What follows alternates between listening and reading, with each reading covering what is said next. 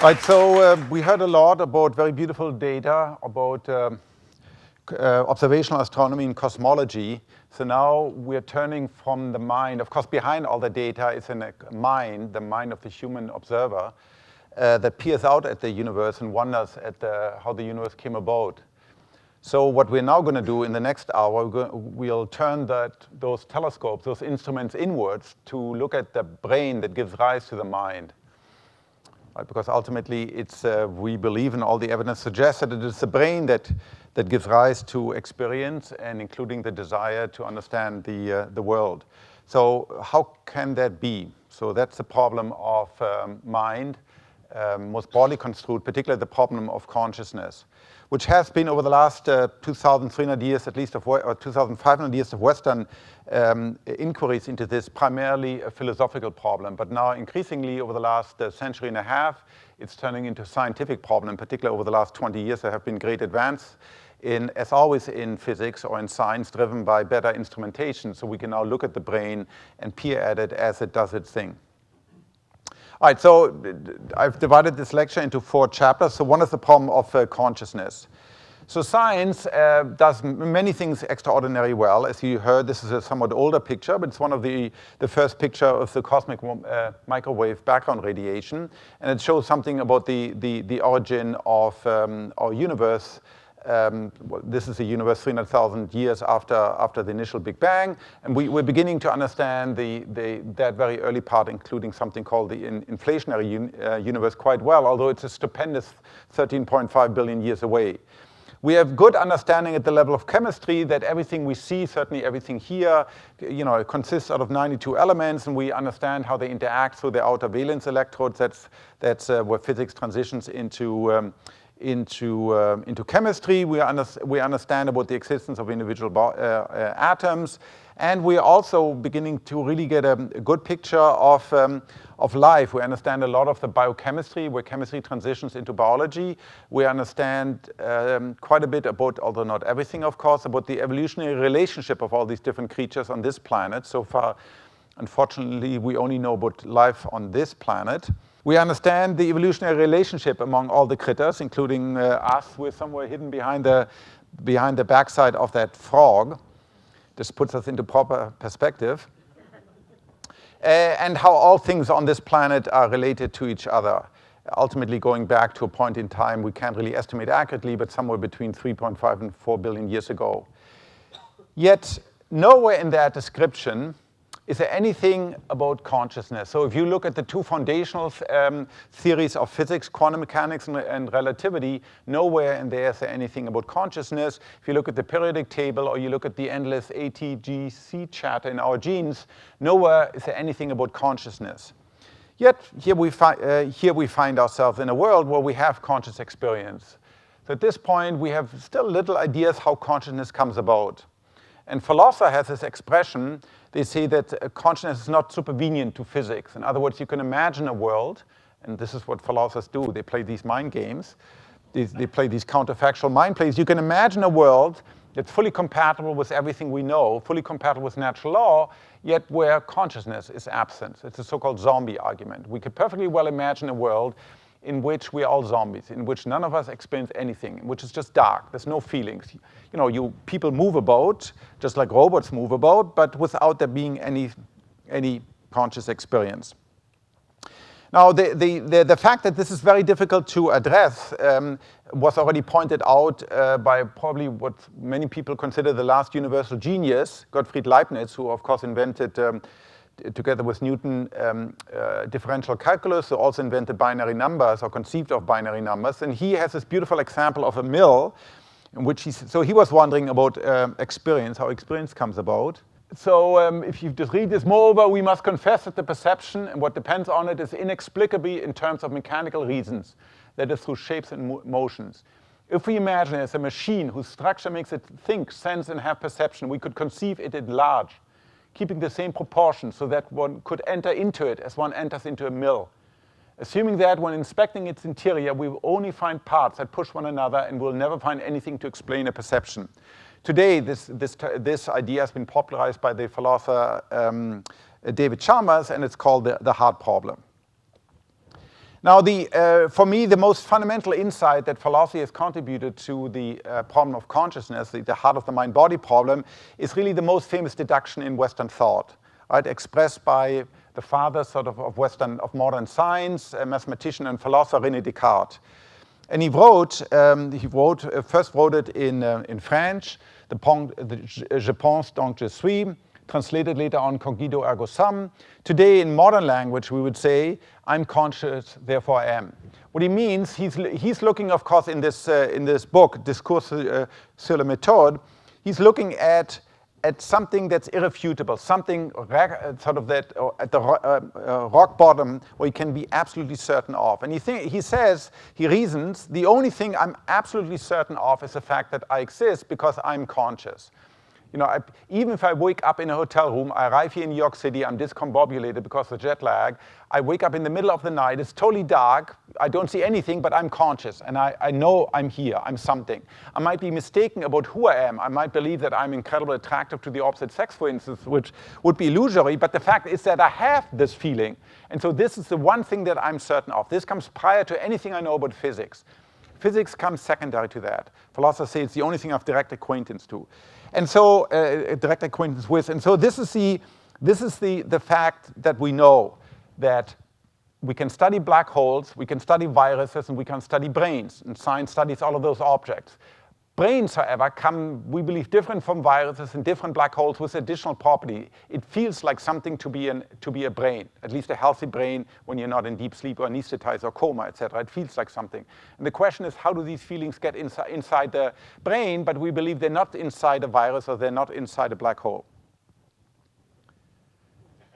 Now, many of you will recognize this. Who sees this as blue and black? And who sees this as white and yellow? Well, that's, of course, the right way to see it. So, this divided the planet a couple of months ago and went viral. What's interesting about this illusion, there are hundreds of illusions. What's interesting and compelling about that, it was naturally found right out there. Somebody posted a picture of a wedding dress, of a wedding in Scotland to Flickr, and then was picked up by the media. What it shows that you can look at something and see different things. And some people see it one way, and the other people see it other way, and a third group of people can switch between. It has something to do, the assumption your brain makes implicitly about the background, the overall level of lightness in the image. But the fact is you see something, you're conscious of something. And so once again, that's a puzzle. So that's a puzzle of consciousness. How does consciousness come into the world? What is it specifically, talking as a scientist, what is it about the physics of highly excitable matter like the brain is? It's certainly the most complex organ in the known universe. There may be other creatures out there that have even bigger, more complex brains, but certainly on this planet, the brain seems to be, the mammalian brain, particularly the human brain, seems to be the most complex organ we know of. So somehow associated with the physics of these highly excitable, highly organized system comes conscious experience. Right, so the challenge is for us as scientists, it's the brain that gives rise to sensation. It's not the heart. So when you say, I love you with all my heart, that's really metaphorical speaking. You really love with your brain. You should probably say, I love you with all my brain. It just doesn't sound quite as romantic. Unlike other cultures who did believe it, the feelings are in the heart or in the liver. And so the challenge is to relate the first-person account of what it feels like. So this is my brain as I was having a color experience, photoshopped in, and these are the part of the brain that are specifically activated when I'm looking at, let's say, a red Rothko. Right? And so the challenge is for science to explain the relationship between that brain that I can observe. This is called a third-person property. This is what scientists do. They observe third-person properties, whether you're observing the radio waves coming back from a star, from a galaxy, or whether you're probing a virus, or whether you're probing a brain, you always see it from the outside. But, as I said, what brains have, they also have an inside perspective, right? There's an outside surface that you can observe, the brain, you can physically probe it and touch it and weigh it and put it in an MRI scanner and take bits out of it and look at its genes, etc. But then there's this inside view that you have, and only you have an inside view of your brain. And you have it day to day. At night you go away, you go to bed, that inside view goes away, it's switched off, right? It's extinguished when you're in deep sleep. And then in the middle of the night, you wake up inside your body, inside your sleeping body, and you have conscious experience. You sleep, you meet people, you fly, you meet people you haven't seen in decades that may have passed away. You can walk through walls, and we call that dreaming, and that's another conscious experience. So the challenge is, what's the relationship between the third-person perspective and the first-person perspective? This makes a problem a little bit more difficult to study than a conventional scientific problem, like the origin and properties of black holes or viruses. So when we're talking about consciousness, we have to distinguish two different things, a transitive and an intransitive usage. There's content of consciousness, typically what I've talked about, what philosophers talk about. Right now, your content should be filled with my voice, and with the images I project. But maybe you already drifted off. You're on your iPhone, or you have a pain in your foot, and you're conscious of pain in the foot, or you remember something you have to do tomorrow. Those are all different conscious states. So that pertains to the content of consciousness. Yet then there are so-called states of consciousness. Right now, I don't see anybody asleep, because that's a different state of consciousness. You're all awake, aroused. That's the medical term. Your brain is aroused. As I mentioned already, tonight we're all going to go to sleep, and that's a different state. And sleep is conventionally subdivided into two further substates called non-REM deep sleep, typically not associated with sort of vivid, phenomenal dreams, and REM, that typically comes with these conscious experiences we call dreams. Then there are other sort of pathological states. One is a very useful one, brought upon by professionals, so-called anesthesiologists, right? Because you don't want to experience the discomfort or pain or agony of an operation. And then there are other states that come about by gunshot or viral infection or stroke that could be, that vary all the way: coma, vegetative state, persistent vegetative state, unresponsive wakefulness, etc. It's a very famous case here in the US. Some of you may still remember her, Terri Schiavo. But she was only exceptional in the sense that her case made it to the national media and was litigated up and down the chain, ended up in the Supreme Court. The President, George W. Bush, got involved at the time.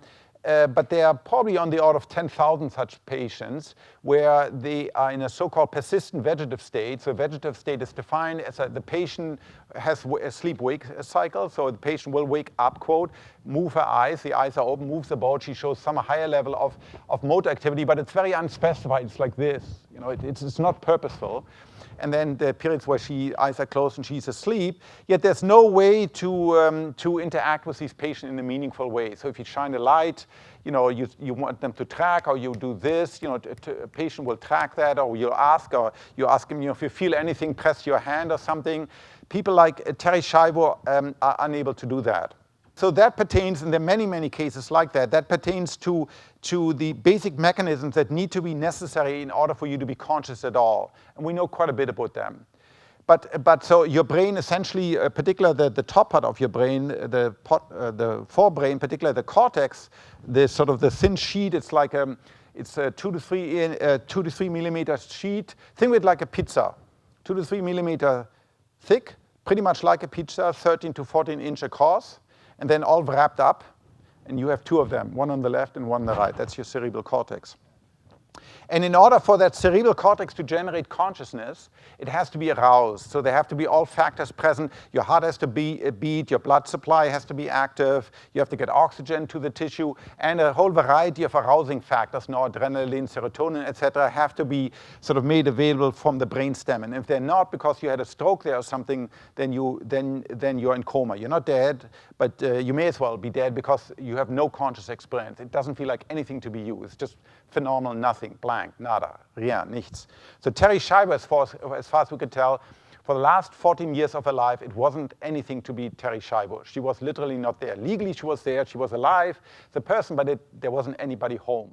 What is it we can say about this, about consciousness besides sort of these enabling factors that need to be present for you to be conscious at all? Well, we know that consciousness is associated with certain types of biological systems. What's interesting about it, it doesn't come with all biological systems. So for instance, there are complicated networks in your brain called the immune system, in your body, called the immune system. You have several immune systems. You have an acquired one, an innate one, and they do their business silently. You don't have any conscious access to them. I flew in yesterday from the West Coast. It's a different immune environment here for my body, so my immune system may right now be fighting off some virus that's endemic here in New York. But I have no conscious access to it. I don't feel my immune system acting. It does whatever it does silently. And it may form an antibody to it, so when I come back 10 years later, it'll still recognize it. So that's like a memory, but I have no conscious access to that. Why? What makes the immune system different from the nervous system? But even within the nervous system, you may know there's a secondary brain down here in the gut. It's called the enteric nervous system. It has action potential, and it has neurons, etc., and it doesn't seem to give rise to consciousness. Why is that? Again, we don't know. We know that consciousness doesn't require behavior. We know that, I mentioned this already, when you dream, your brain, most of your dreams will involve motor activity. You fly or flap or fight or run or do something. Now clearly, if you would act out your dreams, as some people do in so-called parasomnia, that's not a good idea. And so your brain paralyzes you. There's essentially ataxia of pretty much everything, except of course your eye movements. Yet you're fully conscious. We know this also through patients who, for example, took tainted heroin, so-called MPTP patients, that went in a state of complete catatonia, yet are fully conscious. So we know, at least in adults, you don't need, right now, if I paralyze you, you can be fully conscious. We know that consciousness doesn't require emotions.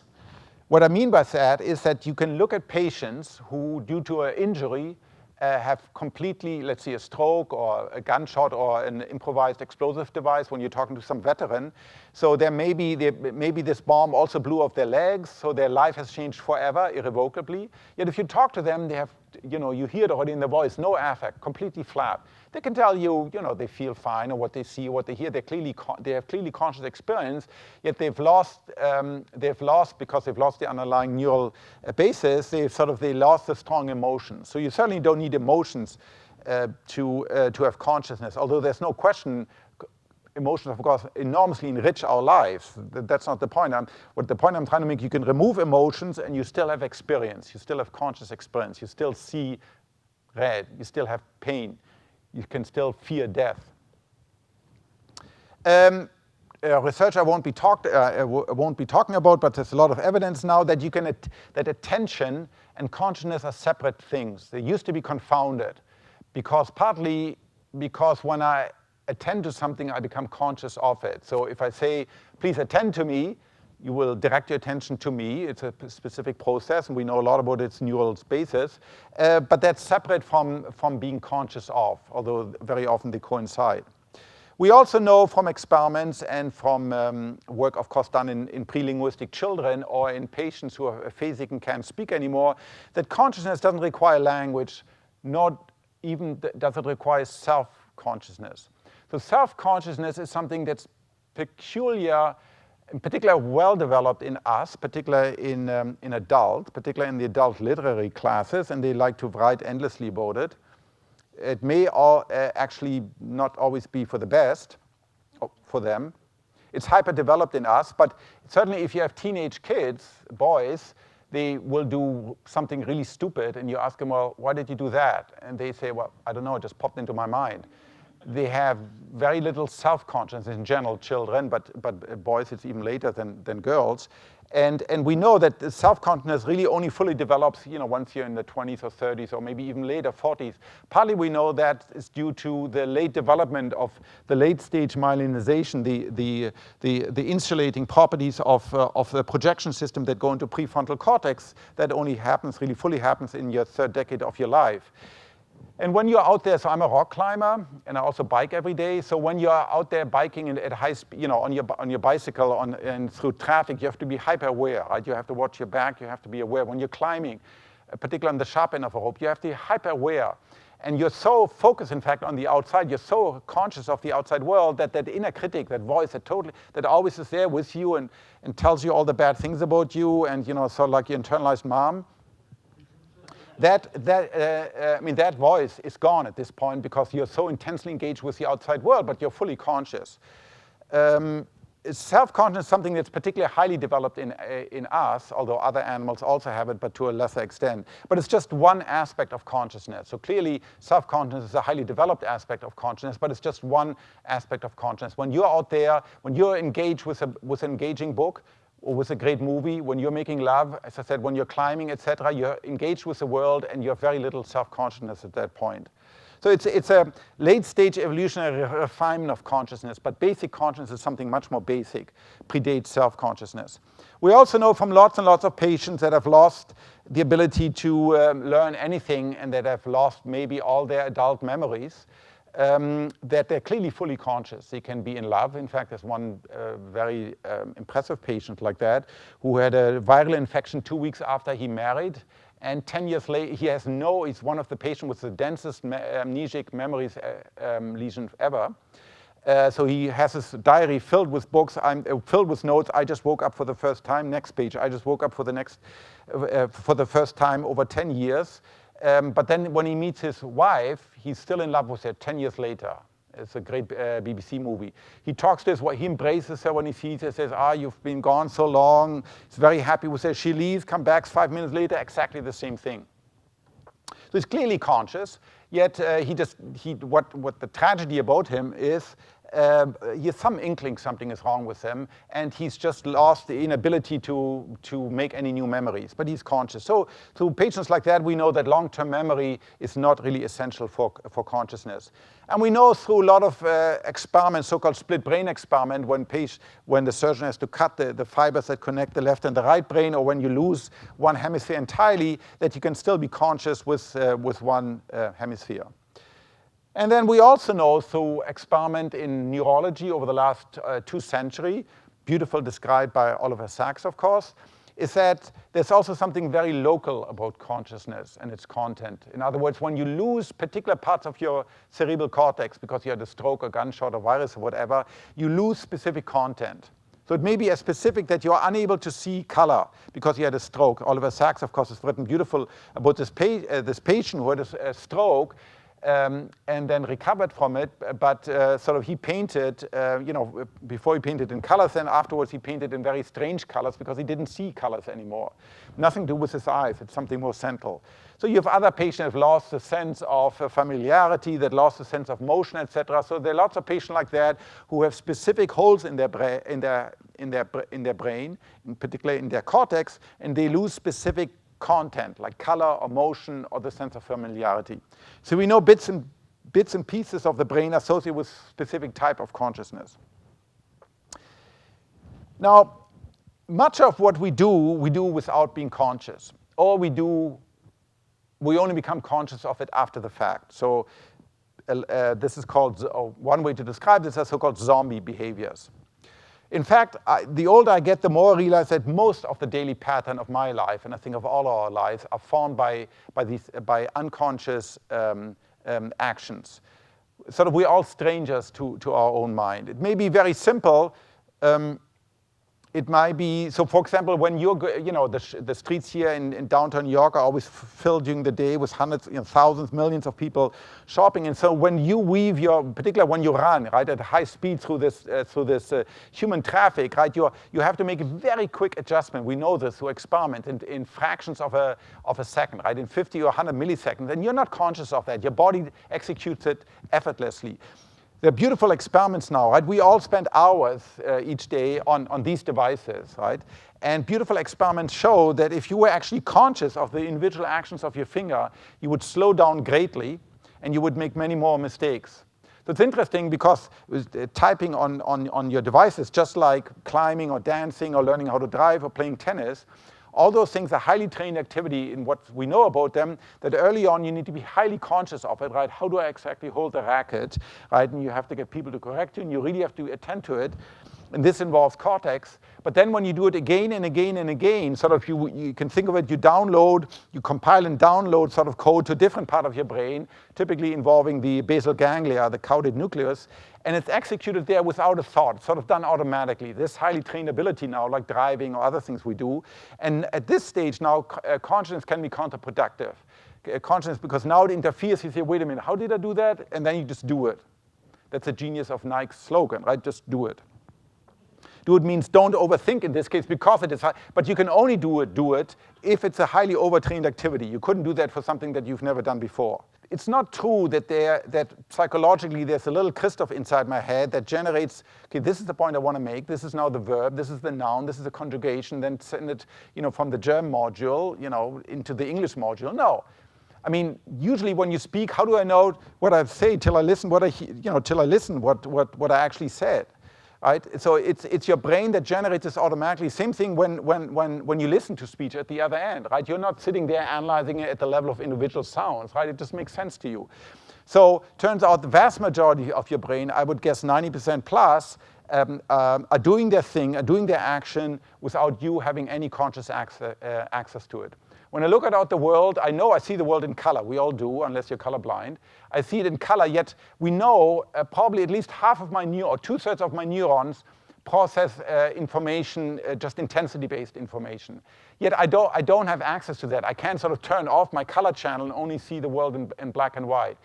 Finally, what we're all given is this final beautiful interface, the one that we have conscious access to, and all the work is hidden underneath. And we have no idea about the work until we did sort of neuroscience and we did computer simulation and trying to understand, trying to simulate the way the human brain, which actually turns out to be very, very, very difficult. It's only recently that computer can begin to approach that. Same thing, decision. We have very little idea why we make decisions, and particularly if you ask people, you do this under controlled lab conditions, they're notoriously bad at telling you why they did things. We don't really have access in general very well to the reason we make decisions. And of course, if you've ever been in emotional, very trying times like a separation, a divorce, an affair, etc., you well know you have very powerful feelings of love and hate and disgust and anger, etc., but you have very little conscious access to the underlying roots. You have these feelings, you feel them very vividly, but it's very difficult to infer the underlying reasons and trying to address them, which is why it takes years and years and you have to go to a therapist and all of that. Partly because evolution simply did not give you access to those parts of the brain, conscious access to those parts of the brain that generate it. So the question here for the neuroscientist is a very interesting one. Where's the difference between all those actions and all those things that you can do unconsciously and those aspects of your mental life that you have conscious access to? Are they located in a different part of the brain? Is this the conscious part of the brain and this one unconscious? Or do they operate in different mode? Maybe there's a conscious mode that's slower and more deliberate, and there's an unconscious mode that's faster, more automatic, more Bayesian. People have sort of thought about these ideas a lot. But for me as a neuroscientist, it primarily raises the question, where's the difference at the level of the hardware between conscious and unconscious action? I worked for many years with Francis Crick. Francis Crick, of course, is a discoverer with Jim Watson of the double helical nature of DNA. And then he went on to help decipher the genetic code, predicted mRNA, etc. In his last 3 decades of his life, he shifted to the other, what he perceived was a great problem in science, which is the problem of consciousness. So we then sort of conceived of this notion of, that's been around previously, but let's focus now on the NCC. We've looked for the last two millennia, philosophers have investigated or tried to investigate with very limited means available, which is essentially just language and logic, the problem of mind-brain. Today we can do that by looking at the footprints of consciousness in the brain. That's essentially what it is. They're called the NCC, the neuronal correlates of consciousness. So what they are for any one conscious sensation, whether you're angry or seeing red or being in love or smelling mom's apple pie, those are all different conscious sensations. There will be, for each one of them, some physical or biophysical mechanism in the brain, a set of mechanisms that are jointly sufficient to generate that and that unique experience. So when you smell mom's apple pie, something in the brain has to do it. And what is the minimal set of something in your brain that generates the smell of mom's apple pie? And how does it differ from smelling, dog urine, the dog pee, right, which smells very differently, right? Is it the same neurons? They just change sort of a little bit their activity. What about a rose? Or what about seeing? The best study neural basis is seeing. Are there different parts of neurons in the different parts of the brain that are responsible for seeing? And then what about seeing color versus seeing motion versus seeing in depth versus seeing in stereo? Is there a common mechanism? Is there a common location? Are they all a common set of neurons? Do they all have a common set of genes, a common set of synaptic neurotransmitters? Are they located in a particular part of the brain? Do they buzz at a particular frequency? These are all hypotheses that have been entertained. And underlying the idea of this NCC, the neuronal correlates, is that if I, by an artificial means, either by the electrode of a neurosurgeon, or by an outside thing like a magnetic pulse, or by a new fancy technology called optogenetics, if I induce this neural, the NCC, I should have the conscious percept. And if I somehow inactivate the NCC by removing the neurons or turning them off briefly now, that we can do in the lab with pulses of light, the conscious percept should go away. That's how I know I'm there, right? So I say, well, these neurons here doing something particular in this part of the brain, whenever they go into that state, then I see red, and when they go into this state, I don't see red. So then if I can show that by demonstrating that if I put these neurons in this state, you'll see red. If I remove the neurons, you don't see red anymore. That's the idea. And so now I can systematically walk through different parts of the brain and ask, well, is this part of the brain responsible for generating, let's say, vision? Vision is by far the best studied modality for a number of reasons. So for example, your eyes. Do you see with your eyes? Well, clearly, right now, all the information I get from the environment streams through my eyes. But of course, I can close my eyes and I have a faint echo. I can imagine, so I know where people sit, and I know there was a gentleman here, and I know where some of you sit. And of course, tonight, as we all know, most of our dreams are intensely visual when I'm in the dark and my eyes are closed. So we know from those sort of observations that go back thousands of years that it's not really in the eyes, and the painters, of course, has always emphasized that. We also know that for other reasons. If you close one eye, not both eyes, but if you close one eye, you know there's this blind spot, right? There's a spot roughly here where the tip of my finger disappears. It's a spot where essentially the cabling of the eye leaves the eye, and at that spot there are no photoreceptors. So in other words, at this spot, there's nothing converts the rain of incoming photons into nervous energy. So there's a hole there, yet I don't see this hole. Why not? Well, it turns out there's an active mechanism in my cortex that compensates for that hole. Essentially, it interpolates what it sees around it and says, well, something similar is happening inside. I move my eyes 3 to 4 times a second, constantly. We all do, constantly. Yet we're not aware of that. And suddenly the environment doesn't move, right? If I take my iPhone and move it at the same cadence and you look at it, you're going to throw up, right? Because you get these huge shifts. Well, why don't I see them? Well, because my brain edits them out, and you can see this yourself. So if you look in the bathroom mirror, your own eyes move, you can perfectly well see my eyes move, right? But what you'll see, if I look into the bathroom mirror, I see my eyes here, I see them here, I never see them in between. In between, why not? Not because they're so fast, because you can certainly see my eyes move, but because my brain edits out that bit. Because typically what happens, of course, if you move, we know this, image becomes blurred. And so what the brain does, it edits out that sort of 50 millisecond segment, snips it out, and then splices the movie together. So it looks like I look here and I made this instantaneous transition to here, which I didn't. So it's a con job. And a lot of, if you look into it, a lot of perception is a con job. It does all sorts of editing, perceptual editing. So partly based on my expectation, on my experience, etc. So just like with the dress, right?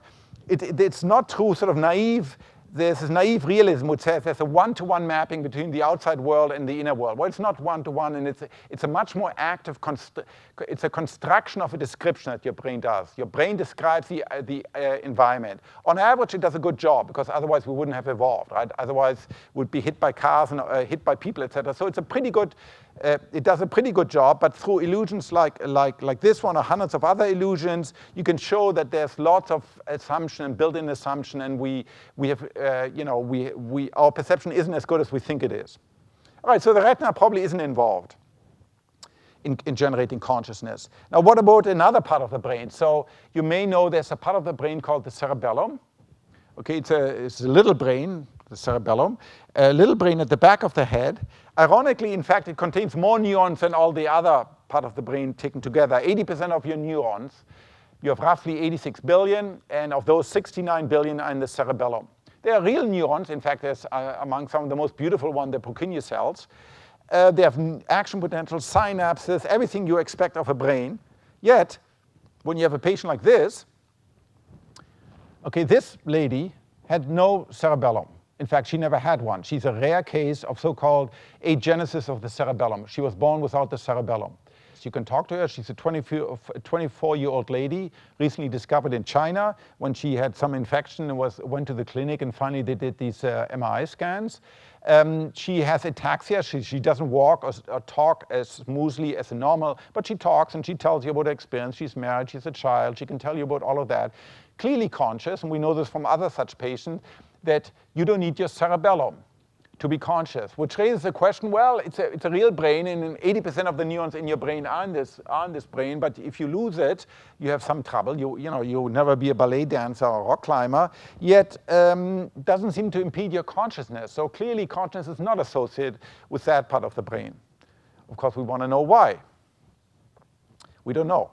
Then there's the sort of cortex pauper. So I told you earlier on, this is sort of that sheet, that if you unfold it's like a pizza and it's convoluted and, left and right. And we know through lots of experiments and clinical lesions that's really this main place where consciousness is generated.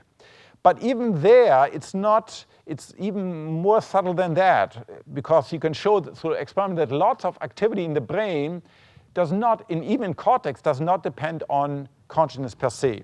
So this, for example, is one such study. It's a little bit complicated study. People separately try to dissociate attention and consciousness. I mentioned already before that those are two different things. So it's a so-called 2x2 design. So if you just bear with me for a moment. So if you go across in the horizontal direction, you manipulate consciousness. So what you get people to look at, this is an artist's rendition, what they see. So they're looking at a screen. At the middle of the screen, you see this grating. The grating can move either faint, it's a faint grating, move to the left or to the right. On the right, you do something in their visual periphery. So the physical stimulus is always the same, yet you don't see it. It's called masking. And psychologists, just like magicians, have invented lots of tricks to distract you, so you are looking at something but don't see it. So here, in all four cases, the central stimulus is always the same. It's a very faint grating that moves a little bit to the left or to the right. But either you see it, or because you do this masking in the other eye, you don't see it, or you manipulate attention. In one case, you ask them to attend to the letters that flashed on the left. You see one of them, the red M, and there are many letters, and you have to monitor it. Always while looking straight ahead, you have to monitor the letters to see what the particular target attends, or you monitor the central grating, and you tell me whether it moves to the left or to the right. So that's in this 2x2 design, you separately dissociate the effect of attention from the effect of consciousness. And then you're looking at the hemodynamic response, the blood response in that particular part of the brain that responds to that central grating. And what you can see in two patients here on the separate graphs, so on the x-axis, you see the time scale is time. So at 0, you flash on, at 0 milliseconds, you flash on the stimulus, and then you're looking at the changes in the blood inflow into that area, and it's sluggish, it takes seconds. And you can see that it gets modulated by whether or not you attend. But whether or not you see it makes no difference to the response here. So in other words, in this part of the brain, which is the earliest part of the brain, primary visual cortex, what matters is not so much whether you see it or not. The neurons there fire irrespective of whether you see it or not. What matters is whether you attend to it or not.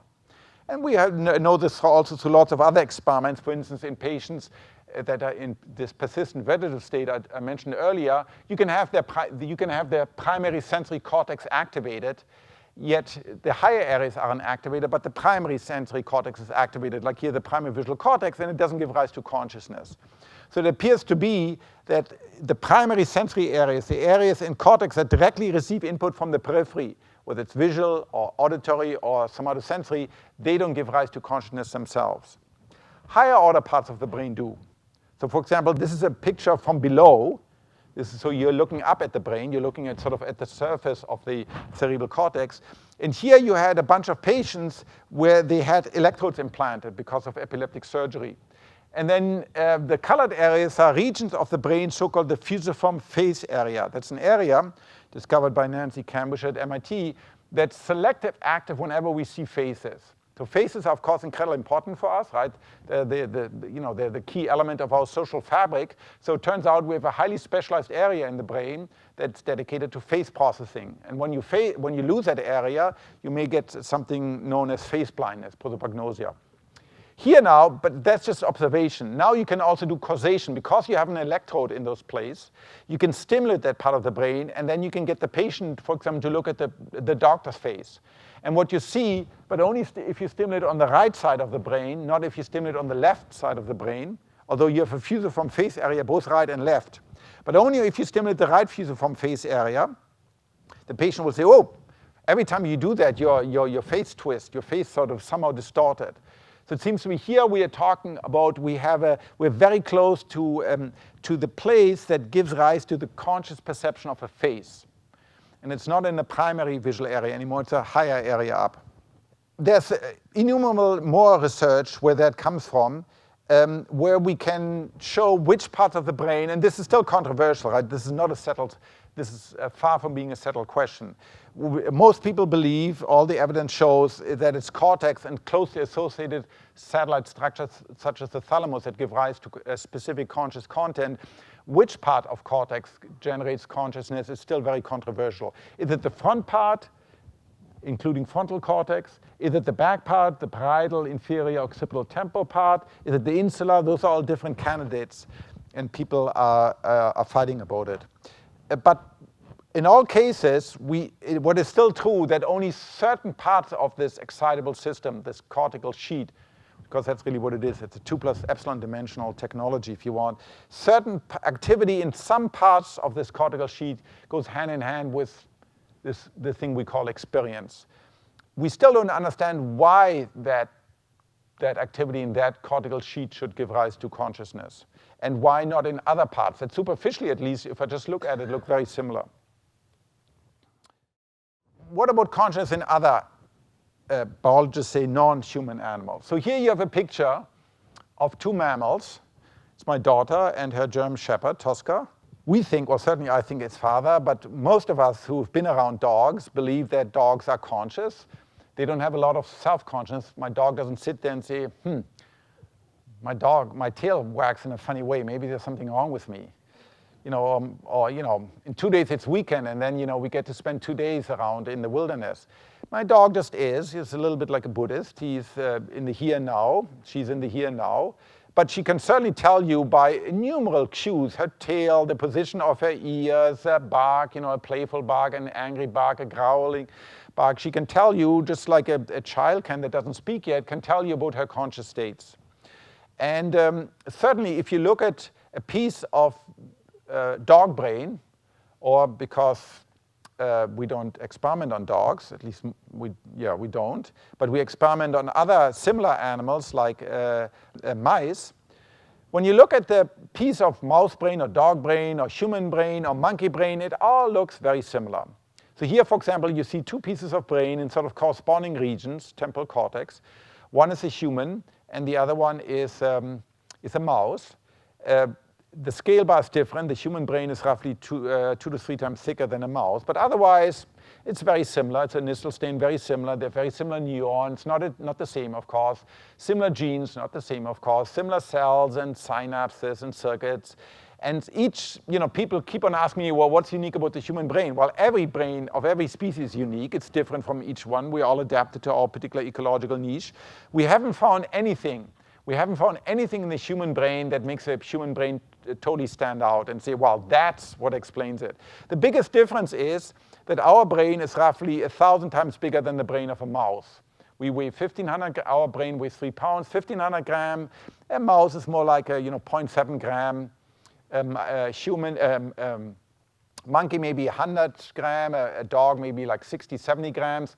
So we have a big brain, although we don't have the biggest brain, of course. There are whales, dolphins, elephants that have brains that weigh 3 or 4 kilo, which is a little bit embarrassing for us, but never mind. So biologists really stretch the great continuity across all these animals, certainly across all mammals.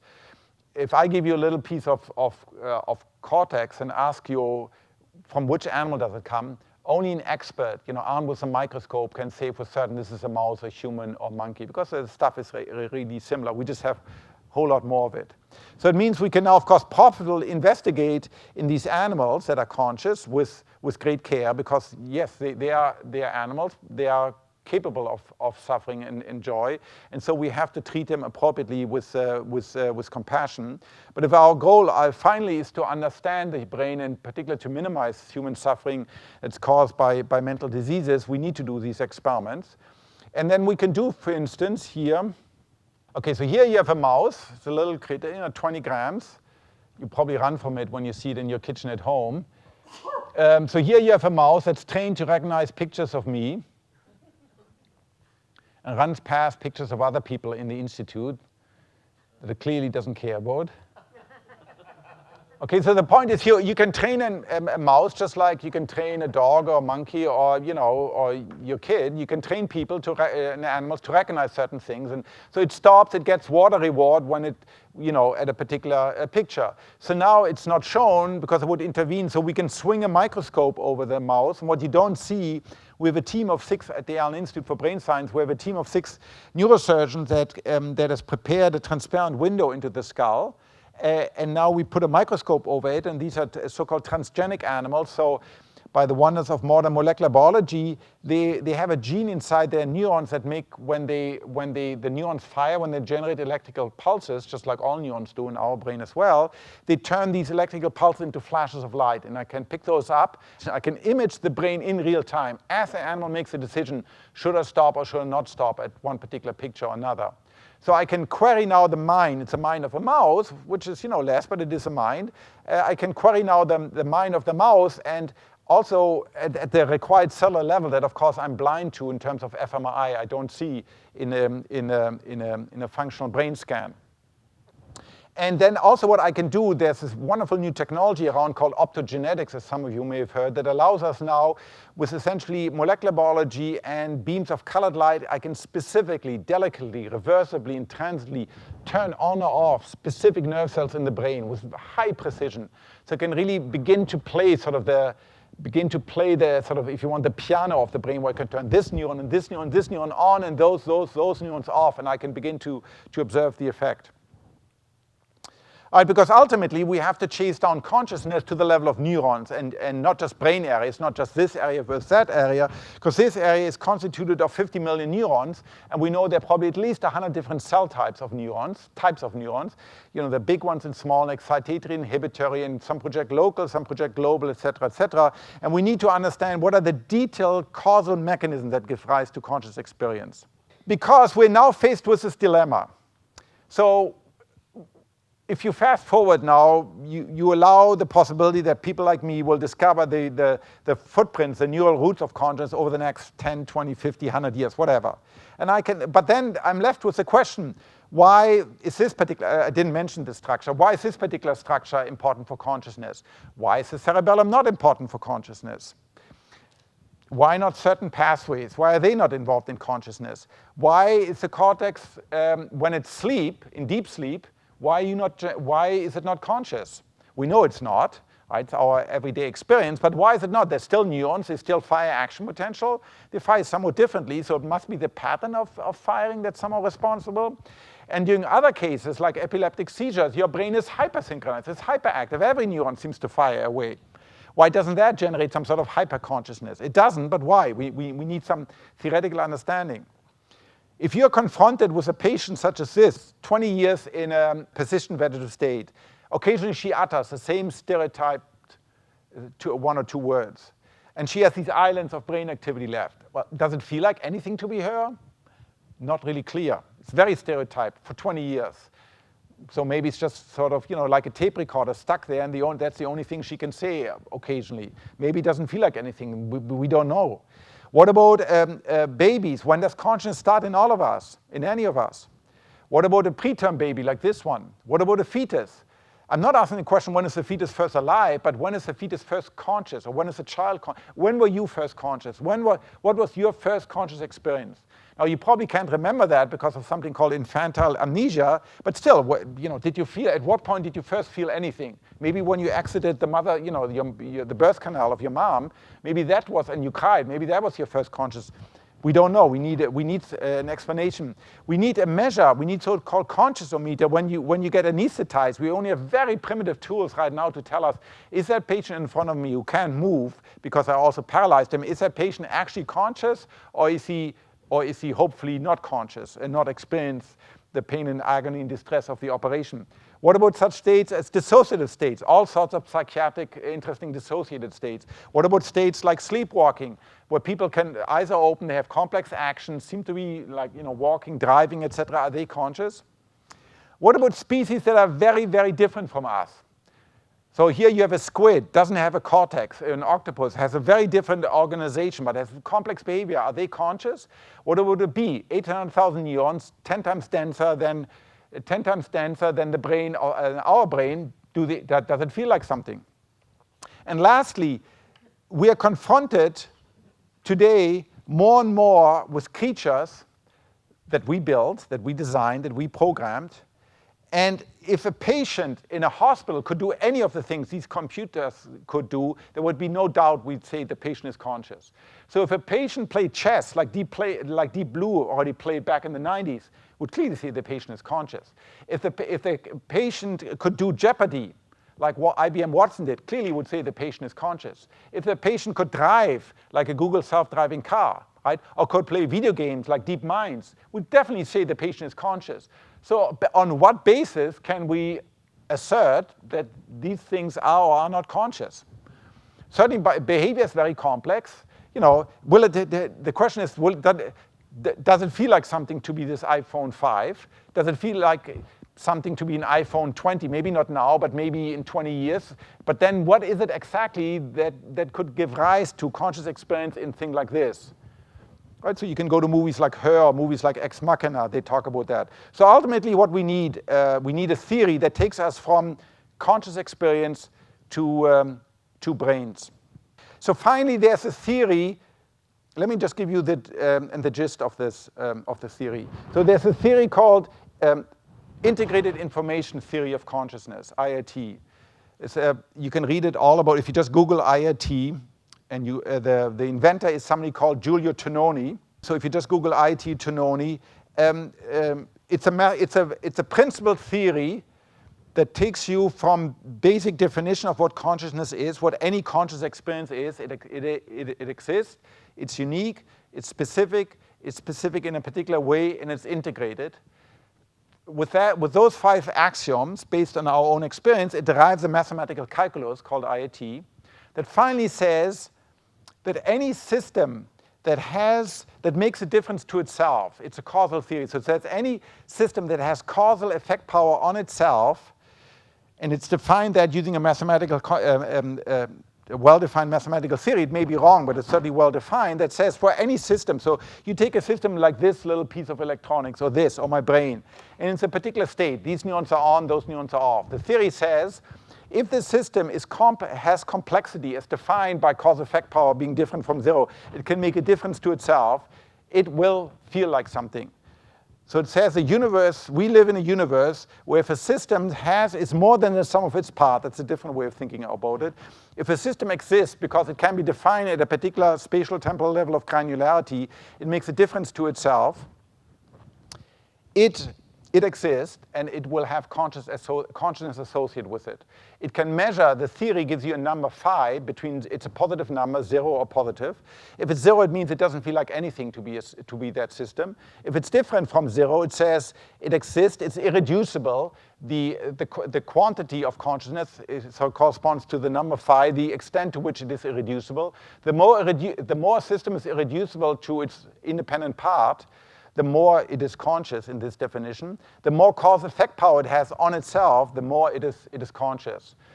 It's a principled analytical theory. It also makes empirical predictions. So it predicts that, for example, to measure consciousness, you measure the degree of integration.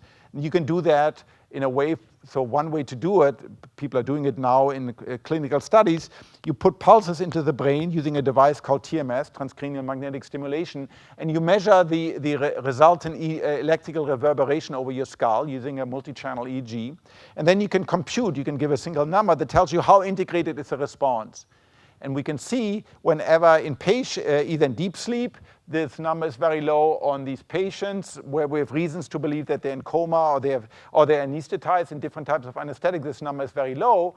While in patients that are impaired but otherwise fully conscious, like locked-in syndrome, or in normal people, this number is high. So for the first time, it gives us a practical measure. Now, most importantly, though, the theory also makes a number of predictions about which structures in the brain are involved and which are not involved in consciousness, because it also makes some predictions about machines. And these are fundamentally different from the current functionalist belief. So functionalist belief, like philosophers you might know, Dan Dennett and others, believe that essentially if you replicate the function of an organism, everything, then you also get all the properties.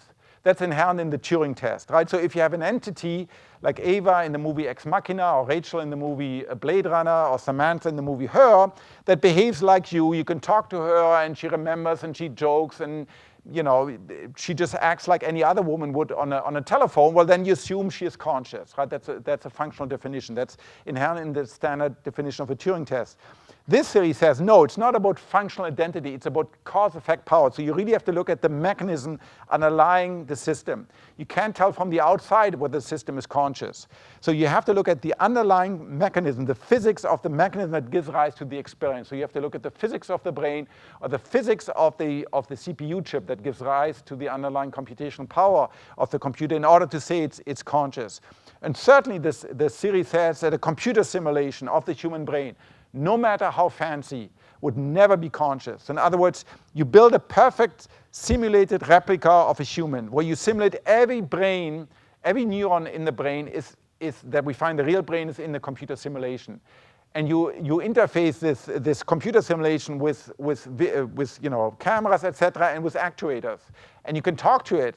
And the simulation can describe you whether, you show a picture and it says, well, it's a bottle and it says World Science Festival on it.